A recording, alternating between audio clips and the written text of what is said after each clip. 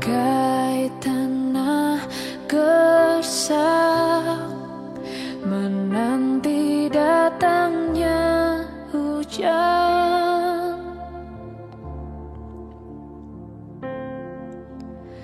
Begitupun jiwaku, Tuhan,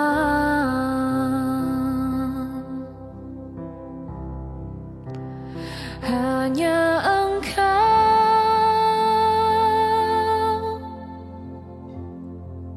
pribadi yang mengenal hatiku.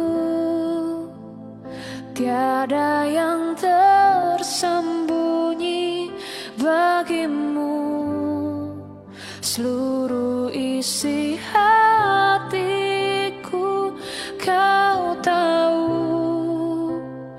dan bawaku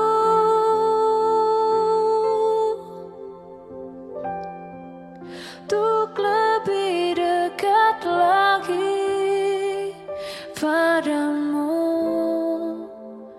Tinggal dalam indahnya dekapan kasih-Mu.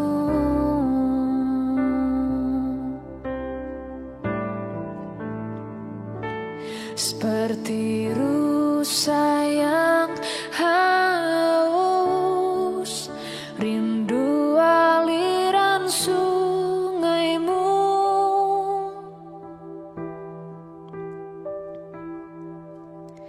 Hatiku tak tahan menunggu-Mu.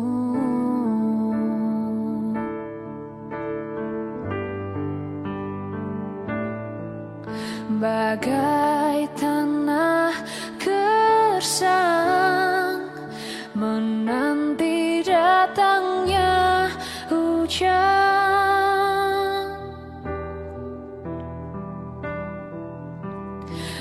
Begitupun jiwaku, Tuhan,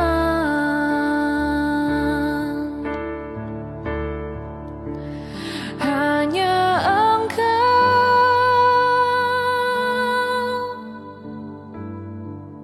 pribadi yang mengenal hatiku. Tiada yang tersembunyi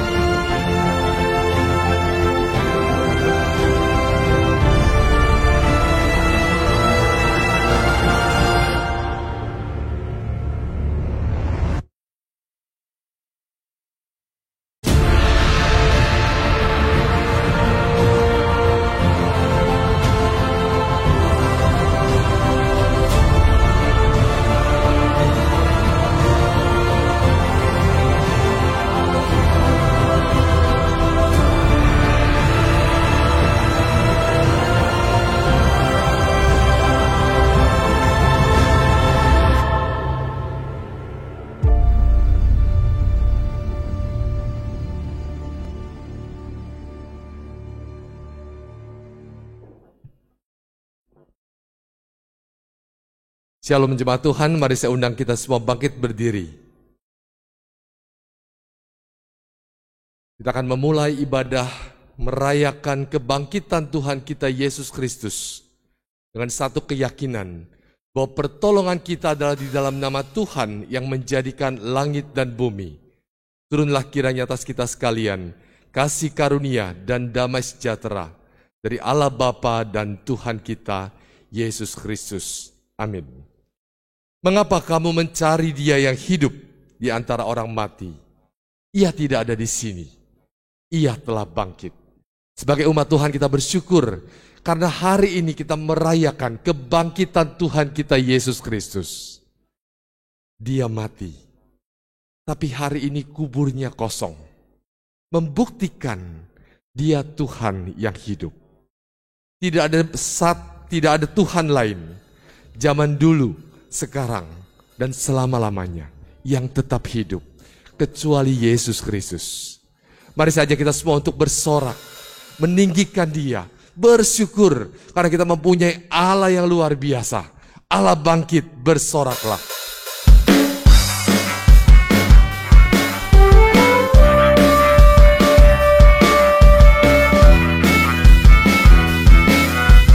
Kerahkanlah kekuatanmu. Kerahkanlah kekuatanmu, ya Allah. Tunjukkanlah kuasa-Mu, ya Tuhan. Serahkan musuh-Mu, selamatkanlah umat-Mu. Allah dahsyat di tempat kudusnya. Kerahkanlah kekuatanmu. Kerahkanlah kekuatanmu, ya Allah. Tunjukkanlah kuasa-Mu, ya Tuhan. Serahkan musuh-Mu, selamatkanlah umat-Mu. Allah dahsyat di tempat kudusnya. Allah bangkit, bersoraklah. Allah bangkit, bernyanyilah. Musuh dikalahkan, umatnya dibebaskan. Allah dahsyat di tempat kudusnya. Allah bangkit, Allah bangkit, bersoraklah.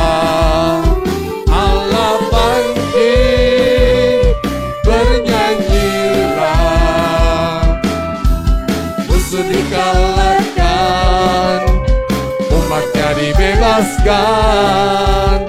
Allah dahsyat di tempat kudusnya. Allah bangkit, bersoraklah. Allah bangkit, bersoraklah. Allah bangkit, bernyanyilah. Musuh dikalahkan, umatnya dibebaskan. Allah dahsyat di tempat kudusnya. Dia sudah bangkit. Sudah sepatutnya kita bersyukur dan kita yakin kita lebih dari pemenang. Jangan pernah takut. Darah Yesus sudah menyelamatkan kita, membangkitkan kita dari kematian. Lebih dari pemenang. Lebih dari pemenang dalam segala perkara. Iblis telah dikalahkan oleh kuasa darahnya. Jika Allah di pihak kita, siapa dapat melawan? Kita lebih dari pemenang. Lebih dari pemenang. Lebih dari pemenang dalam segala perkara. Iblis telah dikalahkan oleh kuasa darahnya. Jika Allah di pihak kita, siapa dapat melawan? Kita lebih dari haleluya, haleluya. panjinya, Yesus Raja segala raja. Haleluya, bangkitlah gerejanya, kita lebih dari haleluya, kibarkanlah panjinya. Haleluya, kibarkanlah panjinya, Yesus Raja segala raja. Haleluya, bangkitlah gerejanya, kita lebih dari pemenang. Kita lebih dari pemenang. Kita lebih dari pemenang. Kita lebih dari pemenang. Silakan duduk.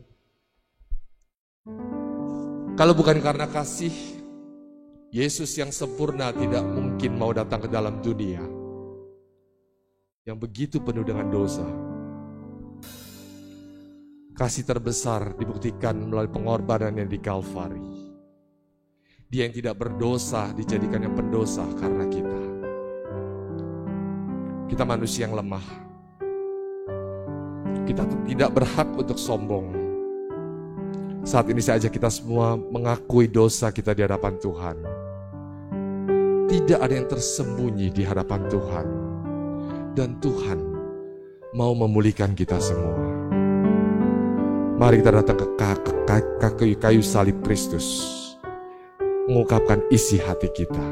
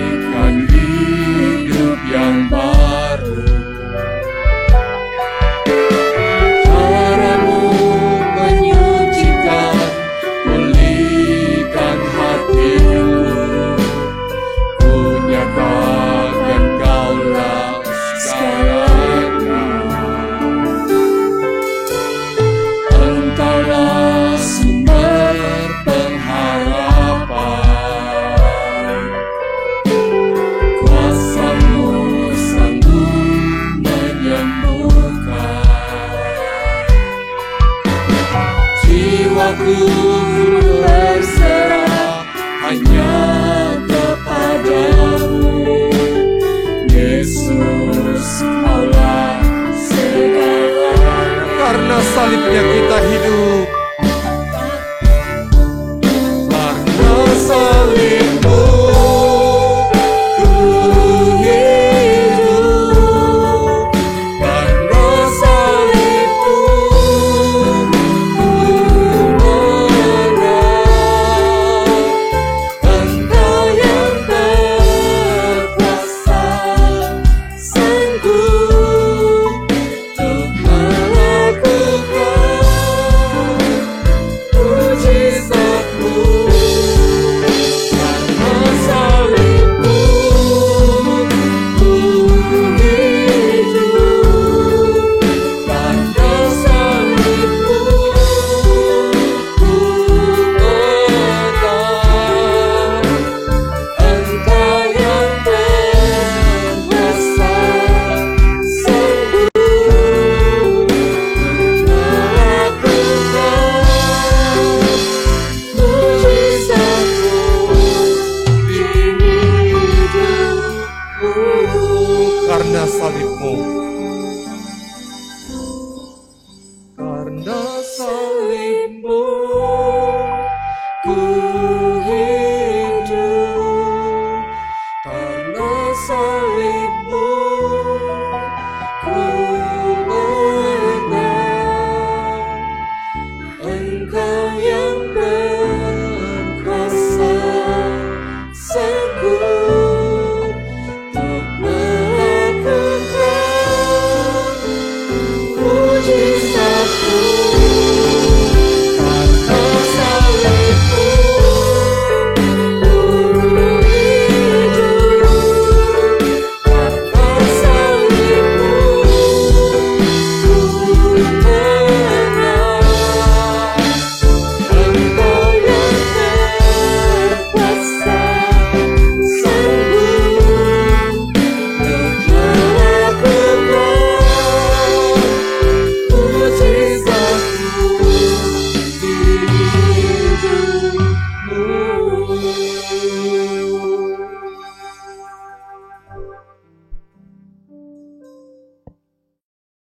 Benar, karena salib Tuhan, kuasa Tuhan, kita ini hidup karena anugerah Tuhan. Bapak Ibu Saudara yang di rumah maupun yang di tempat ini, ada waktu kesempatan Tuhan berikan kepada kita kembali untuk kita datang memohon belas kasihan daripada Tuhan. Kita mau mengakui segala dosa dan kesalahan yang kita telah lakukan di hadapan Tuhan. Walaupun kita tahu bahwa Tuhan sudah memberikan anugerah dan pengampunan. Karyanya di atas kayu salib, di dalam hidup kita diberikan kemenangan. Namun pada saat perjalanan hidup kita di dunia ini, masih banyak hal yang kita masih lakukan, yang salah di hadapan Tuhan, dan juga yang tidak benar, tidak mengikuti apa yang Tuhan inginkan di dalam hidup kita. Waktu kesempatan ini, Bapak Ibu Saudara, kita mau datang ke hadapan Tuhan. Di dalam ayat firman Tuhan, Kisah Rasul 10 ayat 43 berkata, tentang dialah semua nabi bersaksi, bahwa barang siapa percaya kepadanya, ia akan mendapat pengampunan dosa oleh karena namanya. Mari secara pribadi, kita yang percaya bahwa Tuhan mengampuni dosa dan kesalahan kita.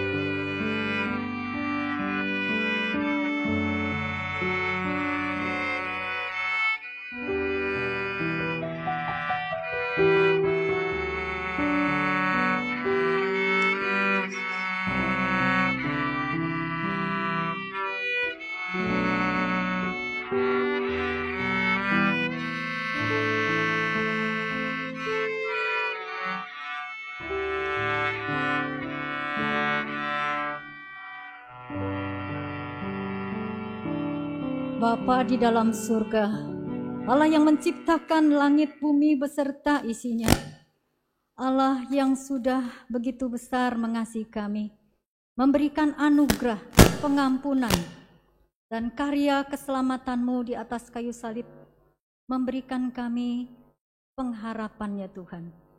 Terima kasih Tuhan untuk kasih setia Tuhan, untuk pengorbanan Tuhan. Dan kami bersyukur Engkau tidak mati selamanya, tetapi Engkau bangkit dari antara orang mati, memberikan kembali kemenangan kepada kami sebagai anak-anak-Mu yang percaya. Tuhan, seringkali di dalam hidup kami Tuhan, kami masih belum merasakan, bahkan juga mengalami di dalam ibadah, sungguh-sungguh hidup kami penuh dengan segala pertobatan yang hari lepas hari kami harus lakukan. Seringkali kami masih jatuh bangun di dalam Engkau, di dalam iman kami kepada Tuhan. Bapa, ampuni kami, sucikan kuduskan kami saat ini. Kami tidak ingin kehilangan hadirat-Mu. Kami ingin selalu ya Tuhan bersama-Mu, bahkan juga mengalami perjumpaan dengan Tuhan tiap-tiap kali.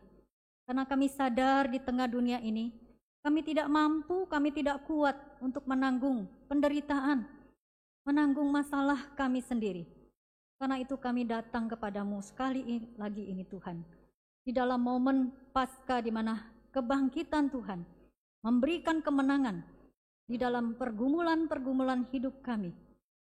Kami percaya Tuhan, Engkau adalah Allah kami satu-satunya.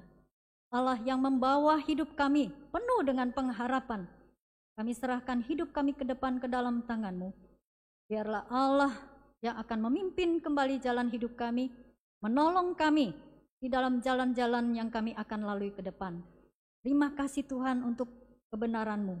Terima kasih untuk firman-Mu yang meneguhkan kami. Terima kasih untuk kebangkitan-Mu yang menguatkan kami kembali. Saat ini kami mau serahkan seluruh setiap pengakuan dosa dari anak-anak-Mu yang Engkau dengar. Biarlah Tuhan sendiri yang akan menolong kami semua. Di dalam nama Yesus kami serahkan hidup kami sepenuhnya ke dalam tangan-Mu. Amin. Bapak Ibu Saudara yang dikasihi Tuhan, Kristus Tuhan telah bangkit. Haleluya. Sorga bumi memuji. Mari kita naikkan pujian. Ayat 1 dan kedua.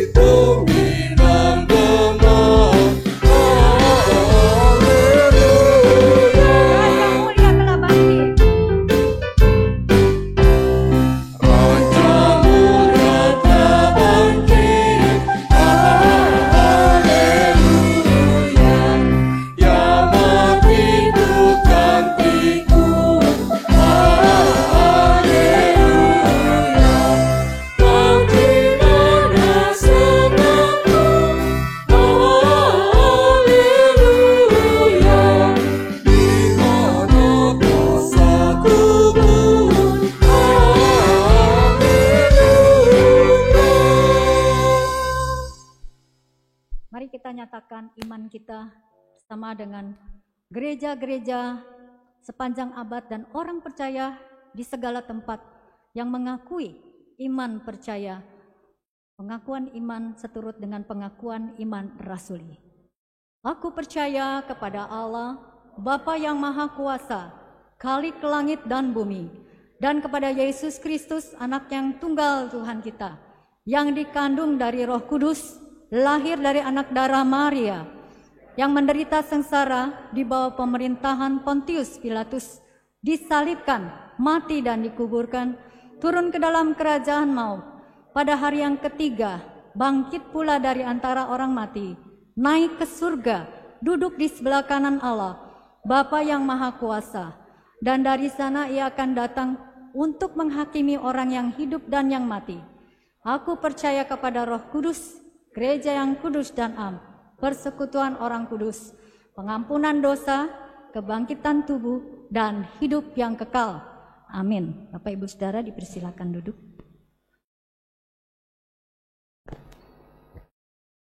Kebangkitan Kristus memberikan pengharapan bagi kita. Dia menjadi sumber kehidupan kita. Karena itu saya mengajak kita semua pagi ini, mohon Tuhan memenuhi hati kita, seperti rusa yang dahaga, rindu mendengar suaranya.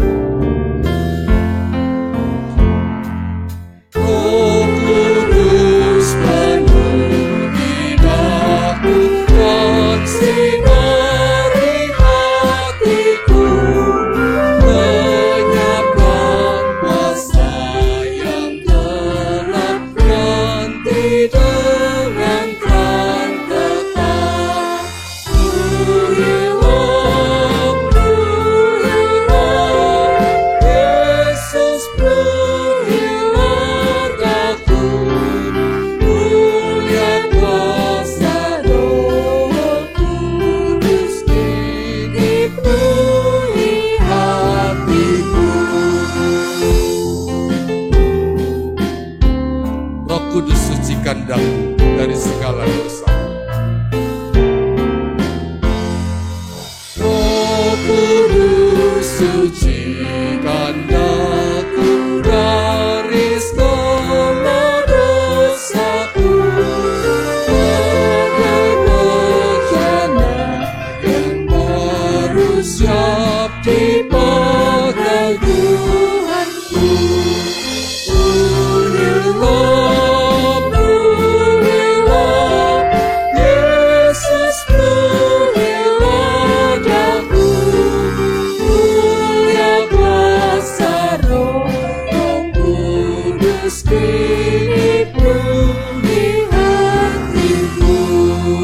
Kita semua bangkit berdiri, bagai rusa yang dahaga, merindukan rahmat-Mu ya Tuhan. Bagai rusa yang dahaga, ku rindukan rahmat-Mu. Oh, sumber air hidup-Mu terpancar di hatiku.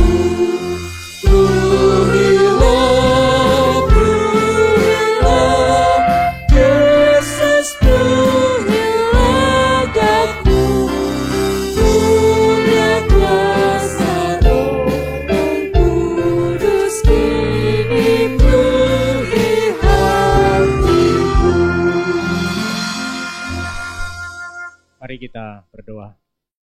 Tuhan, penuhi hati kami dengan Roh-Mu yang kudus, sehingga ketika sabda-Mu dibacakan, kami akan merenungkannya, dan hamba-Mu menyampaikan bagian yang sudah digumulkan. Kau sendiri yang berkenan menyatakan diri-Mu kepada setiap kami. Sehingga Tuhan, hari ini kemenangan Kristus menjadi kemenangan setiap kami. Kami mohon penyertaan pertolongan Tuhan, di dalam nama Tuhan Yesus kami berdoa. Amin.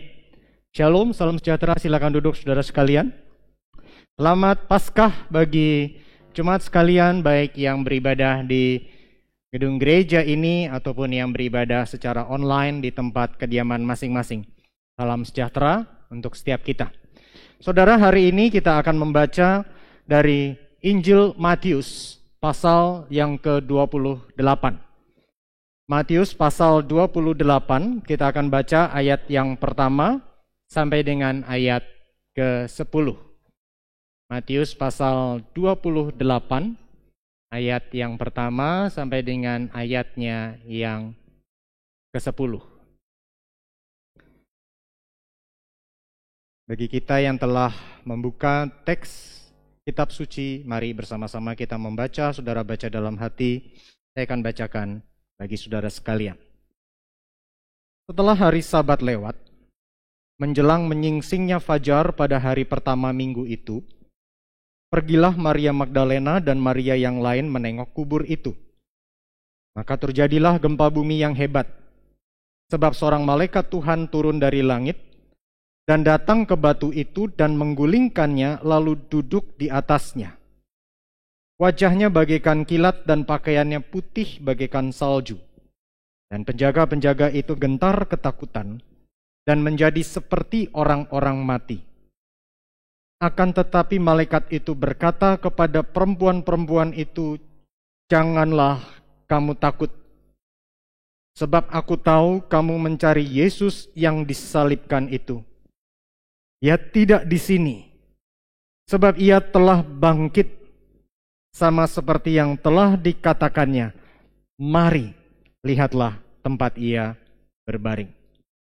Dan segeralah pergi dan katakanlah kepada murid-muridnya bahwa ia telah bangkit dari antara orang mati.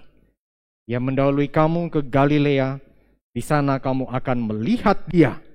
Sesungguhnya aku telah mengatakannya kepadamu."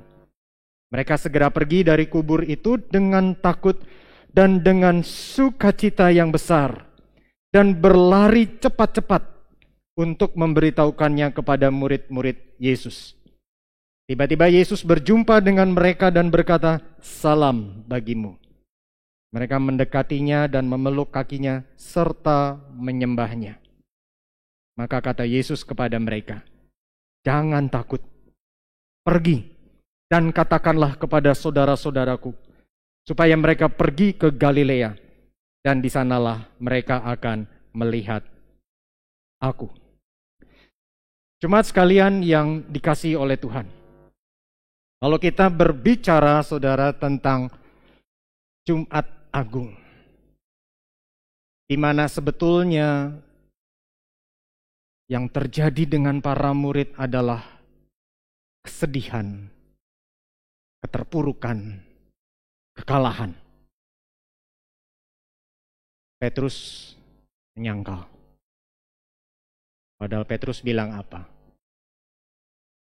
"Sekalipun mereka menyangkal kamu, menyangkal engkau, aku tidak akan menyangkalmu." Toh pada akhirnya Petrus menyangkal. Yudas yang mengkhianati Kristus, momen Jumat Agung itu kemudian bunuh diri. Para murid yang lain kocar-kacir. Sehingga saat Kristus disemayamkan di dalam kubur batu itu hanya ada murid-murid perempuan. Dan pada hari Minggunya saudara, para murid wanita ini datang menuju kubur Kristus. Pagi matahari mulai terbit. Belum cukup terang, saudara. Dalam perjalanan, murid-murid wanita ini mendiskusikan, siapa yang akan membuka pintu batu ini? Bukan sesuatu yang mudah bagi wanita membuka pintu batu yang berat ini, saudara. Belum lagi para wanita ini akan berhadapan dengan prajurit Romawi yang dikatakan ditugaskan menjaga kubur Kristus. Saudara, kalau kita membaca ke dalam Injil Matius pasal 27 ayat 62 sampai 65, prajurit Romawi itu diutus untuk menjaga sehingga kubur itu aman dari para murid yang dikhawatirkan oleh tua-tua Yahudi akan mengambil tubuh Kristus. Dengan tujuan menjaga kubur, di mana murid Kristus setidaknya ada 11 orang, karena Yudas sudah bunuh diri, tapi masih ada kemungkinan ada murid-murid lain juga, maka semestinya yang menjaga kubur itu bukan hanya 2 pengawal saja. Biasanya secara populer kita mengetahui atau kalau ditanya ada berapa penjaga pasukan Romawi yang menjaga kubur itu dikatakan 2. Kenapa? Karena mungkin kalau kita lihat di gambar atau di film itu 2 penjaga. Tetapi logisnya adalah lebih dari 2. Maka saya setuju dengan tafsiran ada 20-50 orang. Karena memang itulah bagaimana kebiasaan orang Romawi mengutus pasukannya untuk berjaga-jaga dan mereka membawa senjata lengkap. Saudaraku, bagi tua-tua Yahudi yang membuat rencana jahat sampai Kristus ditangkap dan disalibkan, kehadiran pasukan Romawi itu seolah-olah menegaskan, aku menang. Lihat guru yang pengajarannya hebat, bisa menunjukkan kuasa besar, sekarang tak berdaya. Mereka seolah-olah berkata, kami menang. Sementara kehadiran pasukan Romawi itu bagi para murid kekalahan. Sang guru sudah tidak ada. Nuansa sedih, putus asa. Tapi yang menarik saudara, di dalam teks Alkitab kita, kemudian dikatakan, turunlah seorang malaikat. Malaikat itu dalam teks Alkitab kita memang disebutkan dia membuka kubur itu. Saudara, apakah memang Kristus tidak punya kekuatan, kuasa untuk membuka pintu kubur itu sehingga harus malaikat turun membukanya? Kalau kita perhatikan saudara ya, di Matius 28 itu dikatakan apa? Ketika Kristus bangkit itu berjumpa dengan para murid, segala kuasa di tanganku. Kuasa di mana? Di surga dan di bumi. Maka semestinya Kristus yang bangkit itu maha kuasa. Nah, kenapa malaikat perlu datang? Saya mencoba memikirkan, menggumulkan, dan setidaknya dua hal menurut saya saudara. Yang pertama itu begini, kehadiran seorang raja biasanya tidak sendirian. Raja di depannya ada siapa saudara? Prajurit. Kalau mau menuju satu tempat, maka prajurit itu akan berada di depan, membuka jalan bagi sang raja lewat.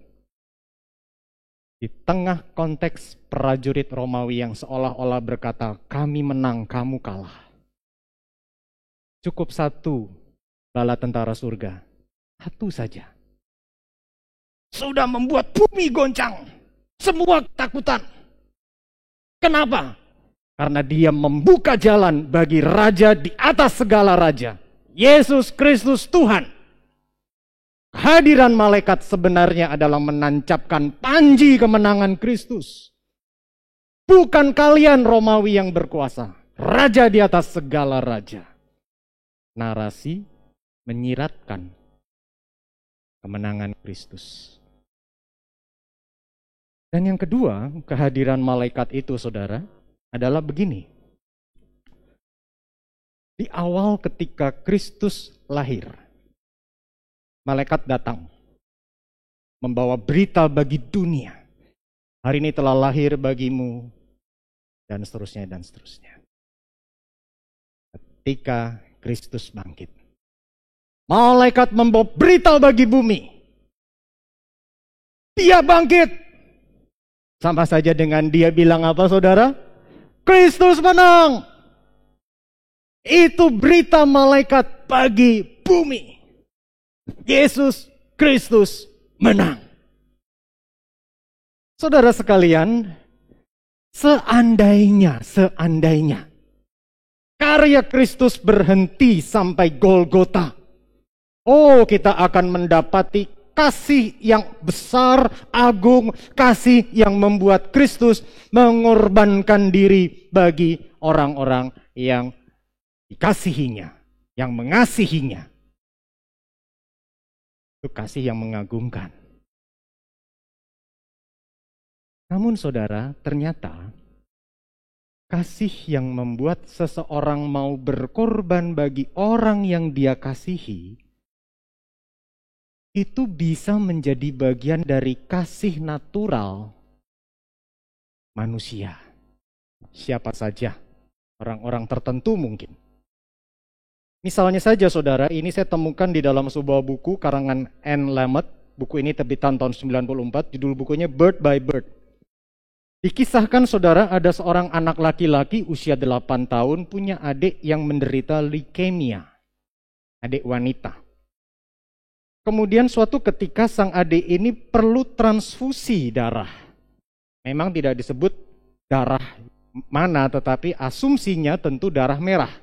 Karena leukemia, kuantitas darah putihnya itu banyak. Mungkin maksudnya adalah trombosit atau apa yang disuntikkan, saudara ya. Tidak jelas, tidak diberitakan dengan jelas. Setelah ditelusuri, ternyata karakteristik darah dari sang kakak yang 8 tahun ini cocok untuk adiknya. Waduh, papa mamanya bergumul, saudara. Tetapi karena kebutuhan bagi anak yang bungsu ini, yang wanita ini, akhirnya dia bicara sama kokonya. Adikmu membutuhkan darahmu. Sang kakak ini, sang koko ini bergumul 1 malam. Besoknya dia bilang, oke, aku bersedia. Maka dia dibawa ke tempat itu dan suster menyiapkan semuanya dan transfusi mulai berjalan. Lalu dengan polosnya sang koko ini bertanya kepada suster, kapan kira-kira aku mulai mati? Dalam pemikiran anak ini, transfusi darah itu akan membuat dia mati supaya adiknya hidup. Karena anak ini masih polos. Dia tidak dijelaskan dengan lengkap, yang dia tahu dia akan mengorbankan nyawanya bagi adiknya. Dan dia mau. Padahal tentu kita tahu ya, transfusi itu adalah dalam volume yang semestinya, yang secukupnya, sehingga bagi sang pemberi tidak sampai berbahaya. Tetapi itu cukup menolong bagi yang membutuhkan. Tapi yang saya mau bicarakan di sini, seorang anak bisa mau mengorbankan dirinya bagi adiknya. Tahun lalu juga ada kisah nyata ini, kalau saudara masih ingat, Bridger Walker, saudara. Menolong adiknya yang perempuan ini 6 tahun, saudara, tahun lalu. Anjing itu mau nyerang adiknya, dia lindungi adiknya, dia biarkan dirinya yang digigit oleh anjing itu. Wajahnya, saudara, ada foto yang saya nggak tega tayangkan. Habis diserang sama anjing itu, wajahnya si Walker yang 6 tahun itu luka parah. Ketika ditanya, why? Kenapa kamu lakukan itu? Dia adikku. Andainya saudara, Kristus hanya sampai Golgota. Kasih yang luar biasa, tapi tidak cukup unik. Karena manusia dengan kemampuan alamiahnya pun ternyata bisa melakukan itu. Tapi kita tahu, Pak Saudara, kubur kosong membuktikan Kristus hidup. Kubur itu kosong. Kasih yang membawa Kristus mengorbankan diri. Pada Minggu Paskah, kasih itu menyatakan Kristus menang. Maut telah dikalahkan. Di mana engkau maut? Di mana kemenanganmu? Namun saudara, 1 Korintus pasal 15 ayat 57 menegaskan, memang betul Kristus itu menang, tetapi Allah memberikan kemenangan kepada murid-murid Kristus. Pada akhirnya, kemenangan Kristus itu menjadi realitas bagi murid-murid Kristus. Pertanyaannya, apakah kemenangan Kristus sudah menjadi realitas dalam diri saya dan saudara atau belum?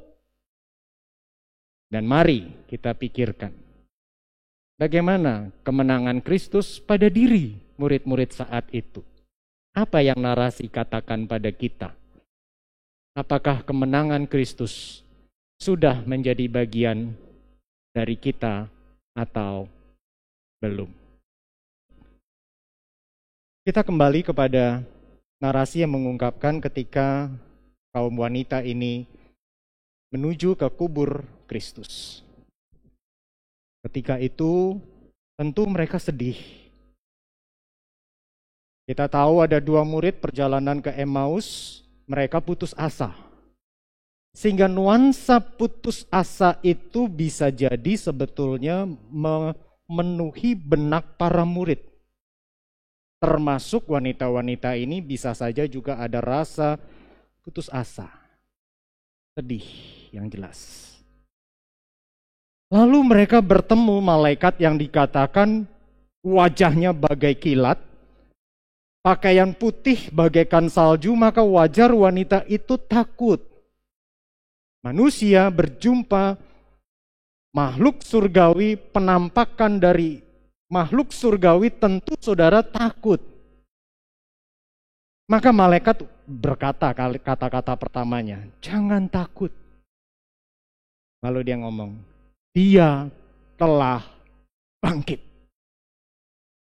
Yang menarik, kalau kita baca narasi kita, di sana dikatakan, wanita itu kemudian berlari cepat-cepat untuk memberitahu para murid yang lain, Kristus sudah bangkit.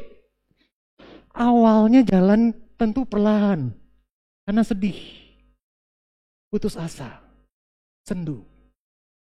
Tapi begitu dapat berita, dia bangkit, mereka kemudian apa saudara? Berlari cepat-cepat, ditambahkan di dalam teks yang tadi kita baca, mereka sangat gembira, bersukacita besar. Ada perbedaan. Semangat yang baru,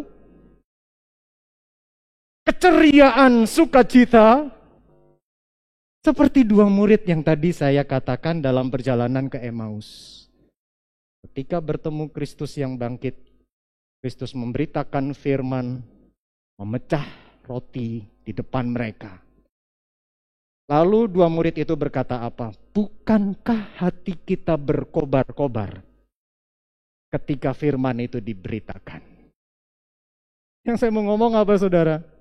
Kemenangan Kristus secara narasi itu diperlihatkan kepada kita, membuat para murid wanita itu kemudian jadi ada semangat, kekuatan, gairah yang berbeda. Tidak lagi putus asa, tidak lagi sendu. Karena apa saudara? Kasih yang berkemenangan itu menumbuhkan harapan. Dan harapan itu memberi kekuatan menjalani kehidupan.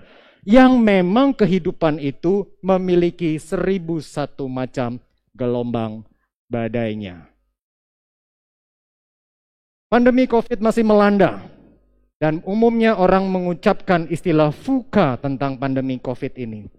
Volatile, tidak stabil, dan seterusnya.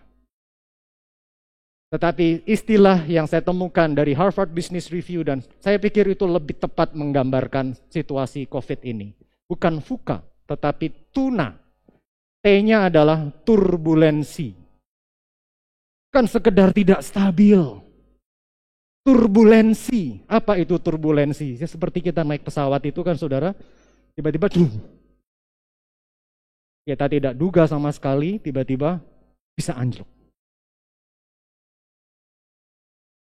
Awal tahun tiba-tiba kita dikejutkan apa saudara?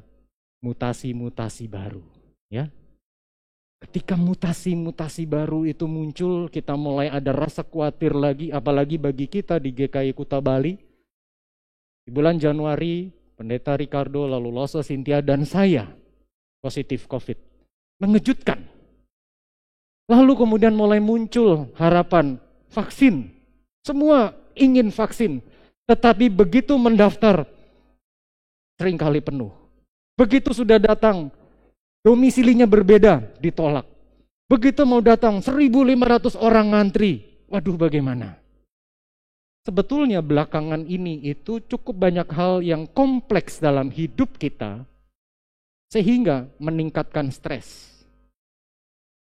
Apalagi kemudian ternyata kita juga mendengar, saudara, berita yang cukup hangat terjadi belakangan ini, yaitu adanya tindak kekerasan yang mengarah kepada terorisme yang kembali melanda negara kita. Saudara sekalian, dalam hidup yang penuh dengan pergumulan, harapan, pengharapan memberi kekuatan. Dan hal tersebut nyata jelas melalui kehidupan seorang Will Jimeno. Siapa itu Will Jimeno? Will Jimeno adalah seorang polisi kelahiran Kolombia yang bertugas di New York. Pada hari itu, dia berada di tempat ketika 2 pesawat menabrak 2 tower World Trade Center.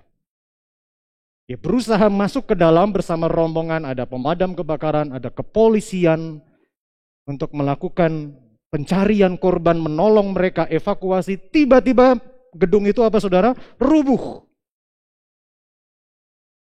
Will termasuk di antara 20 orang yang pada hari itu berhasil dikeluarkan setelah terkurung hidup-hidup di antara timbunan besi yang tontonan itu saudara.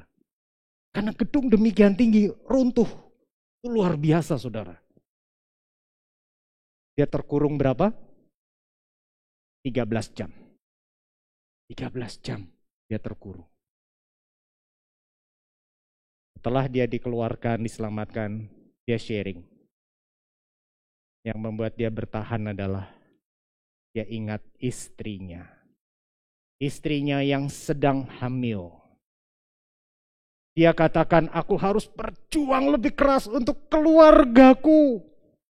Istriku yang hamil, istriku akan melahirkan. Ini ada filmnya saudara ya. Apa itu judulnya? World Trade Center atau apa? Saya pernah nonton filmnya. Mainnya tandemnya dia tuh Nicolas Cage saudara. Nah dia membayangkan itu istrinya yang akan melahirkan itu. Pada akhirnya apa? Pengharap positif akan masa mendatang ini menjadi kekuatan bagi Will untuk saat ini dia bertahan. John Piper itu mengatakan, objek pengharapan masa mendatang, pengalaman pengharapan saat ini. Tetapi saya ingin menambahkan kata-kata John Piper.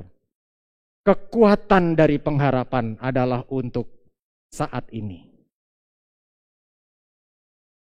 Tahun yang lalu ketika Paskah tahun 2020 dalam khotbah saya mengajak kita untuk merenungkan pengharapan ganda dari salib.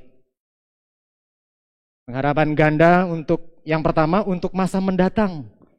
Karena Kristus yang bangkit menjadi model akan kebangkitan kita.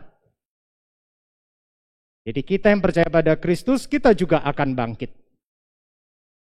Kalau bangkit artinya kemenangan itu pasti di tangan kita. Hari esok pasti penuh harapan. Hari esok penuh sukacita ada. Tetapi dari salib juga ada pengharapan untuk saat ini. Sebab apa? Nyatanya kita hidup di sini. Karena Kristus yang bangkit itu menyatakan kuasa yang besar. Dia memegang kuasa atas surga dan bumi. Maka kita bisa percaya janji-janjinya. Karena dia maha kuasa kok. Kita bisa percaya janjinya. Dan saudara sekalian, terkait dengan pengharapan untuk saat ini, secara khusus saya ingin mengajak kita berpikir tentang pemeliharaan Allah.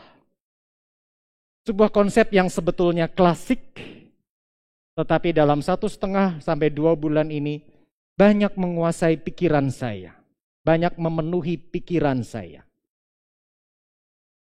Kalau kita orang Kristen, orang percaya ditanya, percayakah saudara Allah memelihara? Kita bilang, ya percaya. At least kita mengasumsikan diri kita percaya. Nah ini istilah dari Pendeta Yakub mengatakan itu, diasumsikan. Karena betulkah kita meyakini Allah memelihara? Nah itu kembali kepada masing-masing kita. Tapi umumnya orang Kristen berkata, aku percaya Allah memelihara. Tapi pemeliharaan Allah itu umumnya kita pahami begini, saudara. Dalam konteks ketika terjadi kesulitan. Anggaplah saya kemudian melihat salah satu dari putri kami tiba-tiba terpleset dan mau jatuh ke bawah, resikonya cukup berat kalau dia sampai jatuh kena lantai. Maka saya yang kaget melihat dia jatuh, cepat-cepat berlari, dan karena saya punya kekuatan lebih besar dari dia, saya bisa menangkap dia dan dia tidak sampai jatuh tergeletak. Nah, rasanya pandangan populer tentang pemeliharaan Allah itu begitu loh. Kita jatuh dan Allah tahu-tahu nolong. Tapi ternyata pemeliharaan Allah itu lebih kaya, lebih dalam, lebih besar daripada pengertian kita itu. Pemeliharaan Allah itu sebetulnya terkait dengan kedaulatan Allah. Terkait dengan kuasa Allah, kemahatauan Allah, kemahabijakan Allah. Sehingga karena Allah berdaulat, semua yang terjadi dalam hidup kita tidak ada yang di luar kedaulatannya. Ya dong. Kalau tiba-tiba Allah kaget karena kita sedang berkendara belok kanan, kenapa dia belok kanan? Berarti dia bukan Allah. Allah berdaulat artinya semua yang terjadi dalam hidup kita dalam kedaulatannya. Dan karena dia berdaulat, maka saksian Alkitab itu memperlihatkan kesulitan, pergumulan, penderitaan dalam hidup murid-murid Kristus itu dalam seizinnya Tuhan. Tuhan tidak merancang yang jahat, tapi Tuhan mengizinkan. Dalam kedaulatannya Tuhan izinkan murid-muridnya mengalami kesulitan. Lah kita aja bisa mengerti toh, sebagai orang tua, kita tahu nih, anak kita pagi itu tidak membawa buku gambarnya. Tetapi untuk mendidik, kita biarkan saja dia ketinggalan supaya dia tidak belajar, supaya dia belajar untuk nggak lupa. Karena ada teman saya melakukan itu. Dia tahu anaknya nggak bawa, dia biarin. Dia izinkan anaknya. Kenapa? Ada sebuah maksud. Nah itu loh saudara. Kita saja bisa mengerti itu dalam konteks hidup kita, apalagi Allah yang berdaulat. Jadi bukan seperti saya yang tiba-tiba kaget anakku jatuh. Itu seizin Tuhan, Tuhan tahu kita akan jatuh. Sehingga karena dia tahu, maka kita bisa mengerti toh firman Tuhan yang berkata, Allah bekerja dalam segala sesuatu mendatangkan kebaikan. Kenapa? Dia izinkan. Tapi bukan untuk kecelakaan kita. Nah itu saudara. Dan hal yang lain. Tadi saya kasih gambaran saudara. Anak saya jatuh, cepat-cepat saya menangkap. Karena saya terkejut, tiba-tiba dia jatuh. Tuhan terkejut enggak? Enggak. Tuhan izinkan kok. Sehingga sebelum kita jatuh, tangan Tuhan itu sudah di sana. Siap menopang kita. Karena semua terjadi di dalam kedaulatannya. Sehingga menjadi jelas bagi kita firman Tuhan yang berkata, marilah kepadaku yang letih lesu dan berbeban berat, aku akan memberi kelegaan kepadamu. Sehingga jelas firman Tuhan yang berkata, Allah tidak akan mengizinkan kita mengalami kesulitan melampaui kuat. Kenapa? Tangannya di sana sudah. Sehingga saudara, dengan pemeliharaan Allah yang begini, semestinya kita lebih mantap melangkah menuju hari esok. Apalagi firman Tuhan juga memberitahu kita ada Allah Roh Kudus. Sang Parakletos, sang penghibur, penolong yang lain.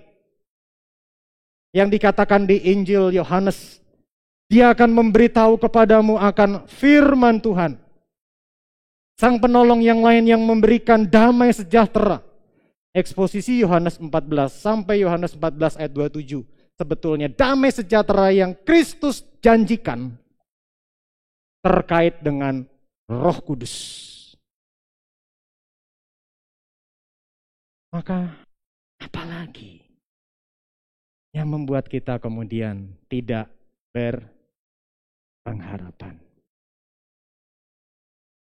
Eugene Peterson di dalam bukunya Long Obedience in the Same Direction. Menarik judul buku ini karena ini adalah bicara pemuritan di masyarakat yang semakin instan. Ya. Berpengharapan bukan berarti kita nggak lakukan apapun. Oh, percaya Tuhan di sana, ya sudah, kita nggak ngapa-ngapain. Enggak. Berpengharapan tetap melakukan tanggung jawab yang menjadi bagian kita. Tapi ketika mengerjakannya, meskipun hidup ada turbulensi, artinya meskipun hari esok tak bisa sepenuhnya kita hitung, kita prediksi, tetapi karena Allah memelihara, kita tahu, kita yakin Allah menyediakan, nah ini kalimatnya baik, makna dan hasil. Kita seringkali maunya apa? Hasil yang sesuai kita mau. Padahal Tuhan bisa memberikan hasilnya yang tidak sesuai dengan yang kita mau. Atau Tuhan bilang, tunggu dulu, belum waktuku. Tetapi along the process, sepanjang proses, tetap ada meaning. Kenapa? Tuhan bersamamu, bersamaku, bersama kita. Berpengharapan berarti yakin bahwa Allah akan melakukan apa yang Dia katakan dan akan dilakukannya. Saudara, Allah itu berkuasa, Allah itu berdaulat. Kiranya kemenangan Kristus itu semakin nyata menumbuhkan kepada kita pengharapan. Karena narasi memperlihatkan itu yang muncul dalam diri para murid. Kiranya atas anugerah Tuhan, kemenangan Kristus nyata dalam diri kita. Ada pengharapan selalu hari demi hari. Kedua, kasih yang berkemenangan dari Kristus itu capai hasilnya. Yaitu apa, saudara? Menebus manusia, bebaskan manusia dari jerat sia-sia dosa. Hari-hari ini kita menyaksikan manifestasi dosa yang membingungkan. Pria usia 35-36 tahun badan besar melihat seorang wanita 65 tahun Filipinos ditendang, jatuh, diinjak kepalanya. Edan. 65 tahun, dia 36. Kayak mamanya kan. Tapi beda ras. Ditendang dan diinjak. Gila. Kita kaget. Ketika suasana ibadah sedang berjalan, suasana lagi cukup baik, orang-orang mulai datang. Tiba-tiba mengendarai sepeda motor itu, duar meledak. Gak lama kemudian, memasuki markas besar sendirian. Meskipun akhirnya tidak sampai melukai siapapun. Itu manifestasi dosa. Namun di abad pertama sebetulnya ada tokoh yang lain. Mirip dengan yang di ujung pandang, mirip dengan yang di Mabes Polri. Dia katakan dia cinta agamanya. Dia katakan dia berjuang untuk Allah yang dia kenal. Dia seorang yang punya semangat besar, bahkan pergi ke kota yang jauh menangkapi satu demi satu pengikut jalan Tuhan. Pemuda ini adalah dia yang setuju ketika Stefanus ditimpuki batu. Dia adalah Saulus. Tapi dalam perjalanan ke kota yang jauh itu, yaitu Damsyik, Saulus bertemu dengan Kristus yang bangkit.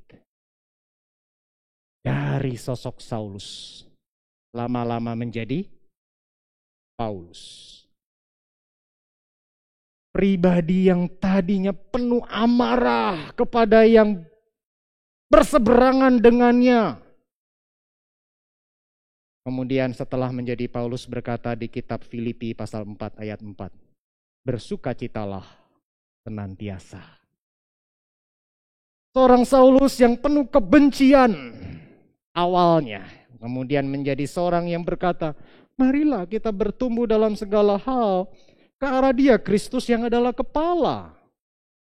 Saudara bertumbuh sebagai murid Kristus, meresponi panggilan Allah, berespon sehingga kemenangan Kristus menjadi kemenangan kita adalah kalau kita dalam segala aspek semakin serupa Kristus.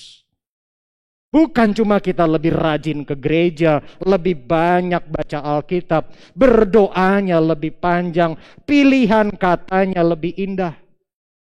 Tapi pola pikir yang betul-betul mendasar itu gimana? Saudara kalau ingat ketika saya khotbah di awal Maret, orang itu bisa menampilkan as if taat, tapi sebetulnya di dalamnya tidak. Pola pikir sebenarnya itu gimana? Karaktermu tuh gimana? Pertumbuhan serupa Kristus itu mentransform semua. Karakter yang lemah. Karena setiap orang kepribadian itu punya positif dan negatif. Kelebihan, kekurangan. Tapi apapun itu, semua itu diubah semakin serupa dengan Kristus. Cara ekspresi emosi, kebiasaan-kebiasaan. Lalu Esra hari Jumat kemarin mengajak kita tur hati. Bagaimana hati kita jangan-jangan masih ada kebencian, kedengkian. Bagaimana hati kita jangan-jangan ada yang tersembunyi di sana, di mana hanya Engkau dan Tuhan yang tahu. Tetapi juga ada bagian dari hati kita yang bahkan kita pun gak tahu.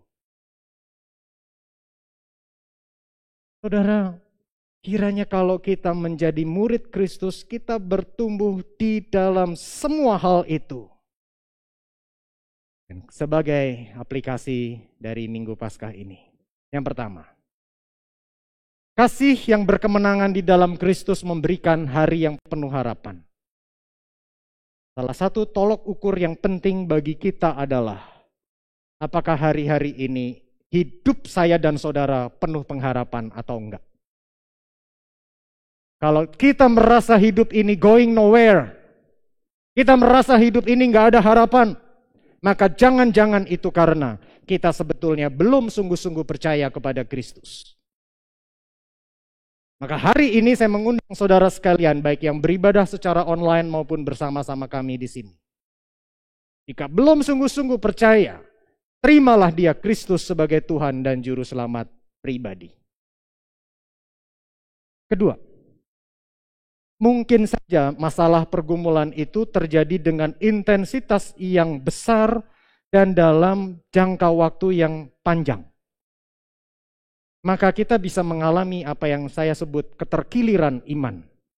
Karena memang Tuhan izinkan penderitaan pergumulan yang relatif cukup berat. Jika memang kita masih sulit berpengharapan, sulit untuk sungguh percaya, mulailah dengan minta ampun kepada Dia. Kalau kita masih gagal mempercayai Dia, gagal percaya pada pemeliharaannya, mohon anugerah Tuhan. Supaya kita dikuatkan, kita semakin tumbuh percayanya. Kita ada saudara seiman, sharing, minta. Dia memberikan nasihat mungkin. Tapi kalaupun saudara seiman tidak bisa memberi nasihat. Ketika kita sharing, maka hal-hal yang negatif, emosi, kemarahan, itu keluar sehingga itu akan berdampak baik. Di mana pikiran kita bisa menjadi lebih jernih untuk menghadapi tantangan yang ada. Minta saudara seiman untuk mendoakan. Yang ketiga, kasih Kristus yang berkemenangan itu semestinya membebaskan kita dari jerat sia-sia dosa. Di hari kebangkitan Kristus ini, mari saudara kita jangan jadi orang Kristen yang mandek. Jangan jadi orang Kristen yang stagnan. Mari kita bangkit lebih lagi, bertumbuh dalam semua aspek. Pikirkan saudara, at least 1, 2. Gak usah banyak-banyak, 2 saja maksimal. Dari diri kita yang kita mau semakin tumbuhkan. Minta Tuhan tolong. Milikilah hati yang teachable, hati yang mau diajar. Loh, ada orang ketika firman Tuhan diberitakan, oh itu cocok untuk dia. Bukan buat saya. Tapi mari kita punya hati yang teachable. Hati yang teachable juga dalam relasi dengan sesama. Sehingga orang lain bisa memberitahu, orang lain bisa memberi saran, dan hidup kita semakin serupa Kristus. Kita berdoa. Segala puji hormat bagi nama Tuhan, terima kasih. Biarlah seluruh hidup kami, sungguh Tuhan, semakin mengekspresikan kemenangan-Mu. Kami menyerahkan semua ke dalam tangan Tuhan. Kami menyerahkan waktu-waktu ke depan bagi baik gereja kami maupun kami pribadi. Biarlah sungguh-sungguh Tuhan, nama-Mu dimuliakan secara nyata lewat diri kami. Di dalam nama Tuhan Yesus kami berdoa. Amin. Tuhan berkati.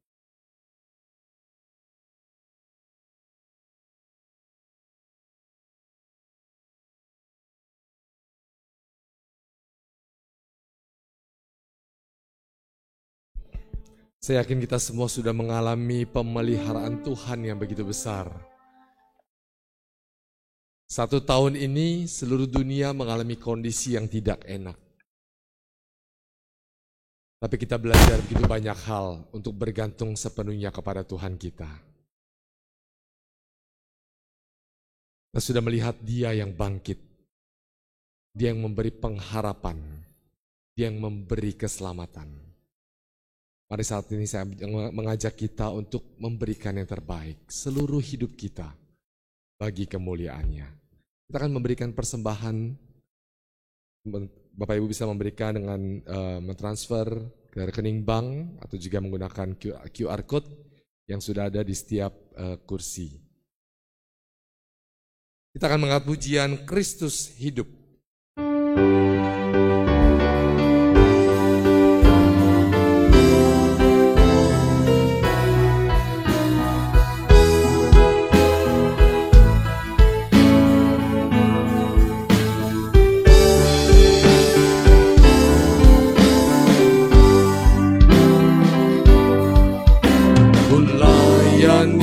Tuhanku, kini ku di dunia. Ku tahu ya tetap hidup selama-lamanya. Rahmatnya ku alami, suaranya ku dengar. Tiap ku memerlukannya, yang mana Kristus hidup. Yesus hidup, ini tetap hidup. Ya dekatku, ya sertaku, jalan yang ku tempuh. Yesus hidup, ku memasyurkannya. Kau bertanya, ya hidupkah? Benar Kristus hidup. Di mana ku berada, ada kasih Tuhan. Meski kala ku takut, ku tak putus harap. Ku tahu yang memimpinku tembus ombak badai. Saat kedatangannya penuh ya Kristus hidup. Kristus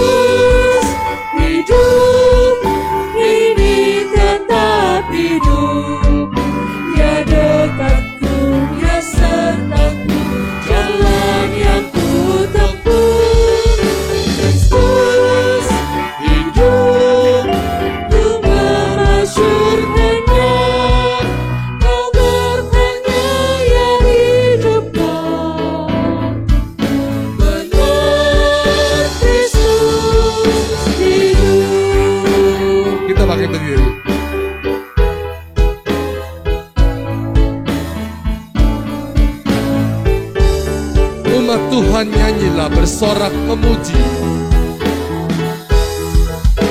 Umat Tuhan nyanyilah, bersorak memuji, menyanyi haleluya bagi Kristus Raja.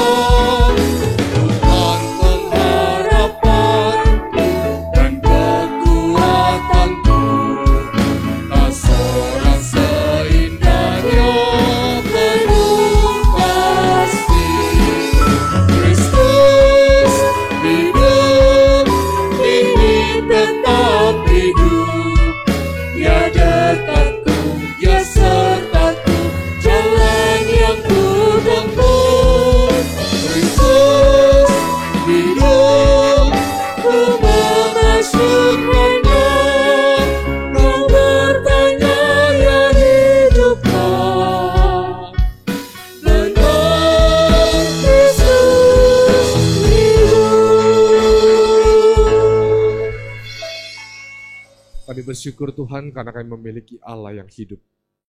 Kami bersyukur karena kami diberikan kesempatan untuk menikmati hidup ini ya Bapa.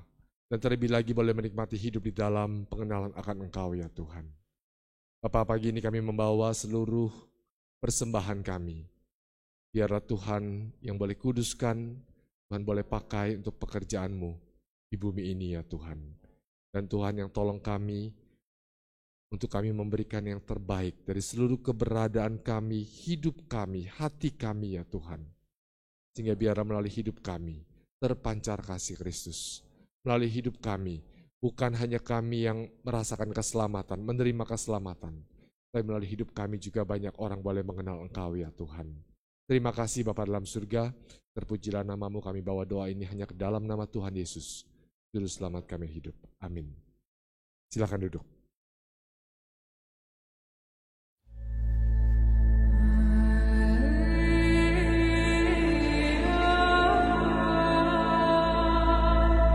Tidak terasa sudah 1 tahun lebih, dunia yang kita tempati mengalami situasi yang membuat semuanya porak-poranda. Hanya karena virus corona yang sangat kecil dan tidak kelihatan mata, membuat semua orang hidup dalam ketakutan.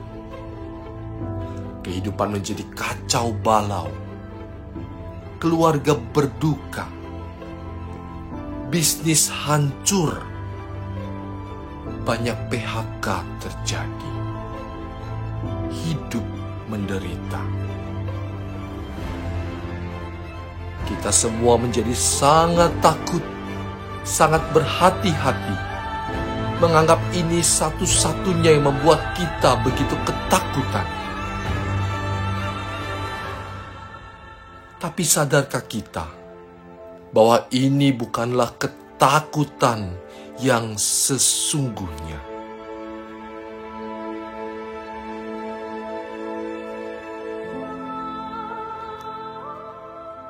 Fakta menunjukkan bahwa walaupun di Jepang ada ribuan kasus kematian karena COVID-19, namun kematian karena bunuh diri bahkan berkali-kali lipat dibanding karena COVID-19.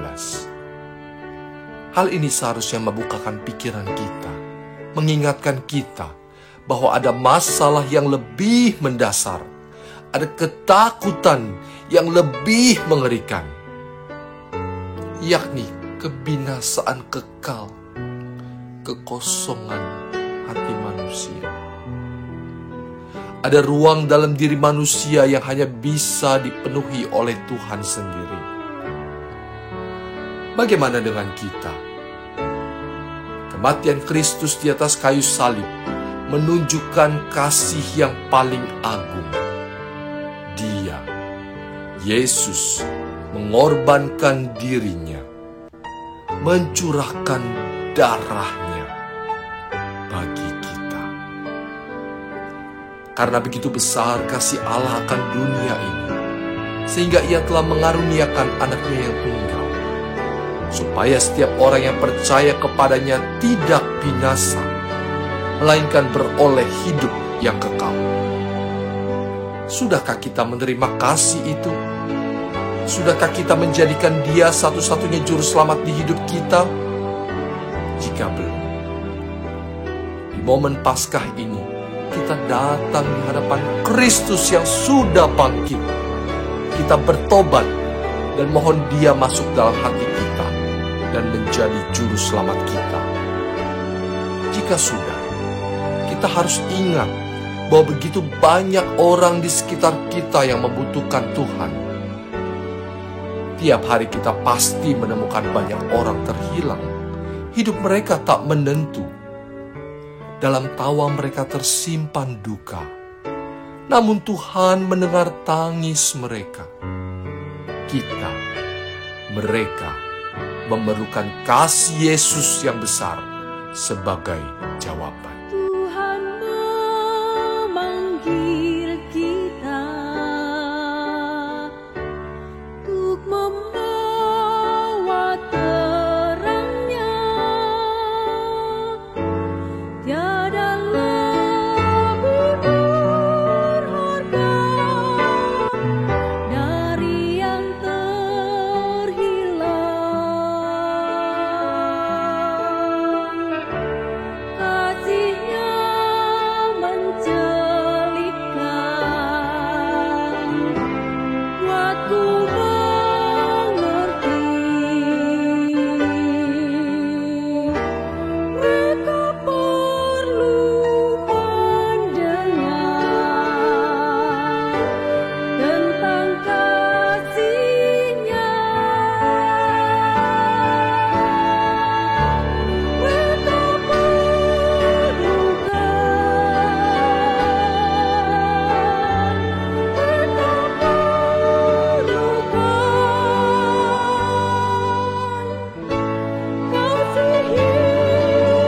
yang besar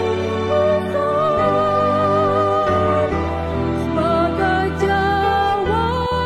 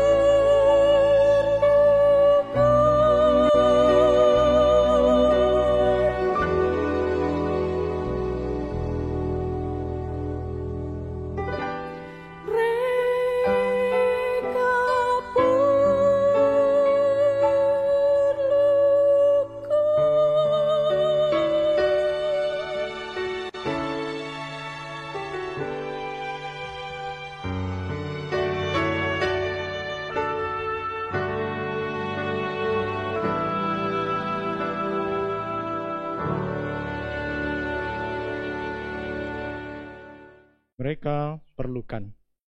Banyak orang yang butuh mendengar Injil Kristus.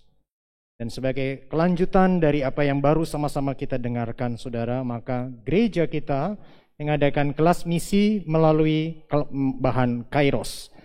Kita mencoba bahan ini, saudara, setelah sebelumnya kita pernah training Evangelism Explosion. Tapi tujuannya apa, saudara? Yaitu membakar hati kita, sehingga kita lebih menjangkau banyak orang yang belum mengenal Tuhan. Kiranya kita menjadi anak-anak Tuhan yang semakin mengasihi Allah dan sesama. Semakin gigih giat melayani di keluarga dan di gereja. Dan menjangkau orang yang belum percaya. Mari saudara boleh ambil bagian, saudara boleh mendaftar. Saudara, ada linknya di dalam warta yang dibagikan secara elektronik, atau saudara dapat menghubungi salah satu rohaniwan atau staf TU untuk nanti didaftarkan. Dimulai pada hari Kamis ini, tanggal 8 April hingga 1 Mei, saudara. Jadi kelas ini akan berlangsung selama beberapa minggu. Tujuannya apa? Kita bikin gelombang yang lebih besar menjangkau orang lain. Untuk apa? Untuk pekerjaan Tuhan. Saudara, saya setiap hari bersyukur untuk hari ini. Kalau Tuhan masih beri kesempatan kita menjadi rekan kerjanya, gunakan yang terbaik. Hari ini kita lakukan yang terbaik. Hari ini saya ajak kita bikin gelombang penjangkauan yang lebih besar. Sehingga kita terus sejauh ada kesempatan menjadi rekan kerja bagi Allah. Dan kemudian saudara, mulai besok hari Senin hingga hari Sabtu mendatang, itu bisa donor darah di kantor PMI. Rencana semula adalah dari tanggal 12 sampai tanggal 17.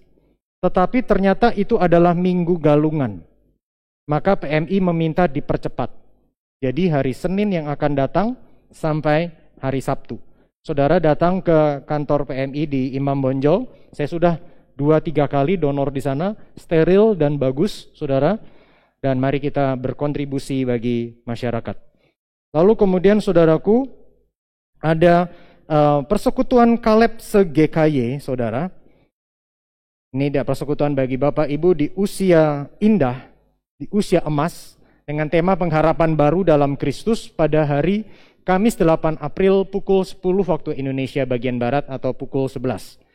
Mengenai anggota Kaleb Center kita nanti akan dikoordinir oleh pengurus Komisi Kaleb.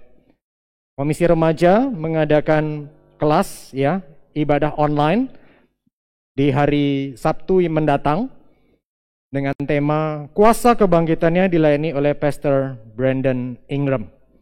Oh ya, siang nanti saudara, jam 12 ya, sebentar lagi, itu ada Paskah Komisi Anak dengan tema Kasih yang Berkemenangan. Kita usahakan supaya ketika momen besar begini, tema umum remaja dan anak itu sama. Tujuannya apa? Bisa faith talk di rumah. Pembicaraan iman dengan topik yang sama. Jadi itu yang menjadi kerinduan kita. Dan mari bagi kita yang punya anak-anak di usia kanak-kanak, usia sekolah, sampai SD kelas 6, mari kita ajak mereka ikut Paskah Komisi Anak ini. Minggu yang akan datang, 11 April, harinya apa saudara? Hari Minggu, iya betul, hari Minggu. Hari apa 11 April saudara? Hari pemilu. Nah, ya, pemilunya GKY, seluruh GKY, pemilihan Majelis Jemaat. Saudara bersyukur karena di antara saudara yang sudah mendaftar untuk ikut dalam pemilihan itu ada 298. Pada waktu kita menjalani pemilihan majelis tahun 2018, jemaat yang ambil bagian dalam pemilihan 153 orang. Artinya yang akan ikut pada pemilihan kali ini itu naiknya hampir 2 kali lipat. 198%. Bersyukur untuk peran serta jemaat. Saya bersyukur sekali dengan demikian, kalau kita semua memberikan suara, artinya mereka yang nanti melayani sebagai majelis jemaat mendapat support dari kita. Sayang sekali kalau yang nanti melayani hanya disupport 40%, 30% dari jemaat. Tetapi kalau 298 kita semua itu benar-benar memberikan suara nantinya, maka itu akan hampir 70% dari jemaat memberikan kontribusi. Yang 30% lainnya kemana? Ada yang sudah keluar pulau, keluar kota, ada yang sudah pindah ke berbagai tempat dan sudah memang tidak lagi berada bersama kita. Saudara, bagi saudara yang mendaftar untuk ikut secara online, nanti di rumah coba masuk apps-nya untuk password dan login name-nya. Kalau lupa login name dan password, saudara masuk ke aplikasi, pencet yang forgot password. Lupa password, ya. Nanti akan dikirimkan ulang. Kalau masih tidak mengerti atau bingung bagaimana, segera hubungi rohaniwan, staf tata usaha, untuk nanti dicatat. Ada waktu dari hari Senin sampai Sabtu untuk kemudian kita lakukan langkah antisipasi. Sekali lagi tujuannya apa saudara? Ini menjadi sukacita kita bersama, kita berikan support bagi saudara-saudara yang nanti akan melayani sebagai anggota majelis jemaat periode pelayanan selanjutnya. Kiranya nama Tuhan semakin dimuliakan, dan izinkan saya saat ini mengajak rekan-rekan panitia boleh bangkit berdiri. Ada Vision di belakang, Effendi, ada Bu Vivi, ada siapa lagi panitia? Yang merasa panitia, kita berikan aplaus untuk mereka. Terima kasih rekan-rekan yang sudah berjeri lelah, mempersiapkan semuanya, latihan, dan biarlah rekan-rekan melayani yang lebih baik lagi, sampai Tuhan menyatakan kita hamba-Nya yang setiawan. Mari kita berdoa. Saya undang bersama kita bangkit berdiri.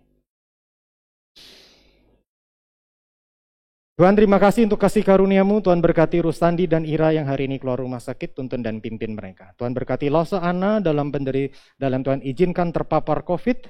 Tuhan sembuhkan, pulihkan. Bersyukur Ko Petrus dan anak-anak negatif, tapi Tuhan jaga pelihara biarlah dalam masa isolasi mandiri semakin pulih dan sehat mereka. Bersyukur rekan-rekan youth yang melayani pada pagi ini. Tuhan, mereka adalah gereja saat ini dan saat mendatang. Tuhan berkati mereka, sehingga biarlah di usia remaja, di usia pemuda, mereka semakin berjumpa dengan Tuhan. Dan sampai kapanpun sejauh masih ada hari ini, kiranya rekan-rekan youth ini semakin melayani dengan lebih baik dan lebih baik lagi. Demikian pula setiap kami, sejauh masih ada hari ini, biarlah kami pandang ini sebagai momen kami menjadi rekan kerja-Mu. Dan kiranya Tuhan tolong kami untuk giat bekerja untuk kemuliaan Tuhan dimanapun Tuhan tempatkan kami di dunia ini. Di dalam nama Tuhan Yesus kami berdoa. Amin. Doksologi.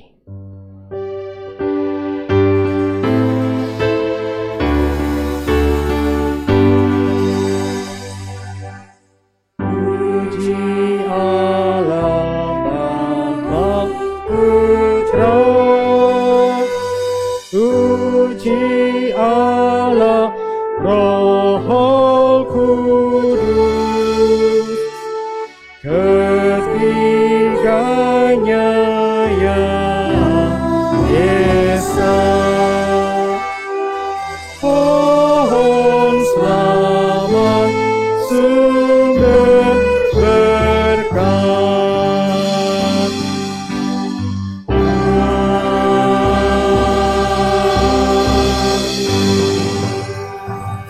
Saudara, arahkanlah hati saudara kepada Tuhan dan terimalah berkat-Nya. Allah mengasihani saudara dan memberkati saudara. Dia menyinari saudara dengan wajah-Nya supaya jalan-Nya dikenal di bumi dan keselamatannya di antara segala bangsa. Allah itu memberkati saudara. Kiranya segala ujung bumi takut akan Dia. Amin.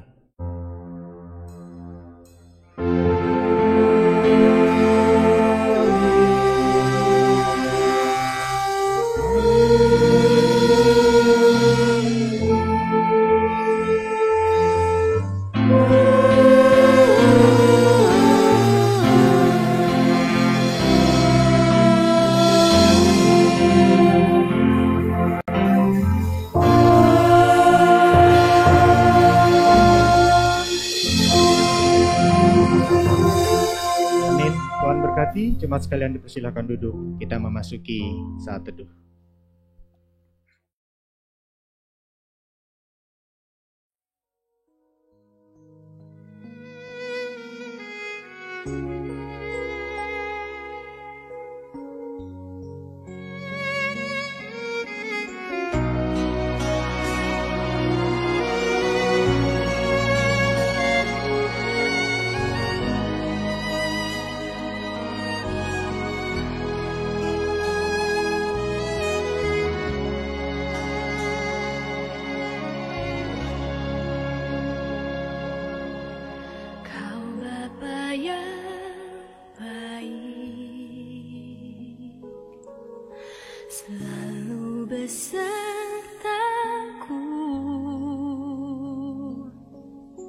Setiap detik, setiap waktu, Kau perhatikanku.